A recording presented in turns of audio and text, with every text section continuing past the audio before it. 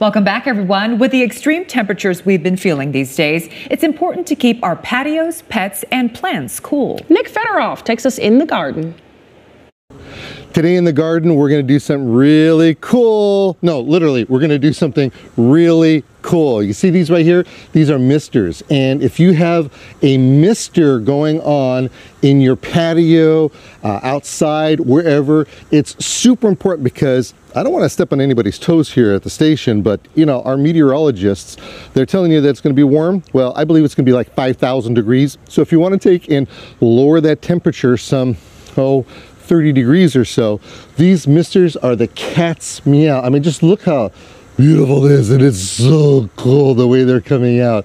But you know, there's a lot of elements that we need to put together in order for this to work. So let's take a look at that. Well, first off, we have to understand, why are we using these misters? As I mentioned, it's because it's just going to cool things down. It's great for us. It's great for our friends over here that have what do you call it, fur on there, to keep them nice and warm. And oddly enough, these misters are absolutely awesome for our plants. In order to get them to bloom and blossom like this, this mist is really important. So what are the elements that we need to put this together? Well, the first thing we have to do is that we have to get ourselves a misting kit. Now, this one by DripWorks is an actual kit, has all kinds of different parts to it. And you're going to see that on the back it has an installation guide on how you're going to do this. Now, the thing about the installation guide and how we put this all together is pretty much common sense. You're going to open up all the goodies that they have in there, and this right here actually gets attached to your hose. So you put this to your hose bib, and then what you're going to do is you're going to put this right on the end right here, and then we're going to build from this point off. This is called a barb. So this barb is really necessary to understand that how we put our hose together. And then if you actually have to bypass this whole system, they put a little cap on the bottom right here to where if you want to hook up your hose to it or anything like that, it'll actually work pretty well. Okay, so there's a lot of different parts that are here. So we have these different barbs. This is a T. So this is just like regular irrigation. This is an elbow. You have a coupling. So all these different things are just so important, and what happens is that they end up going on the end of our hose. So you're going to end up clipping the hose however you want to clip it. Make sure that it's straight, by the way.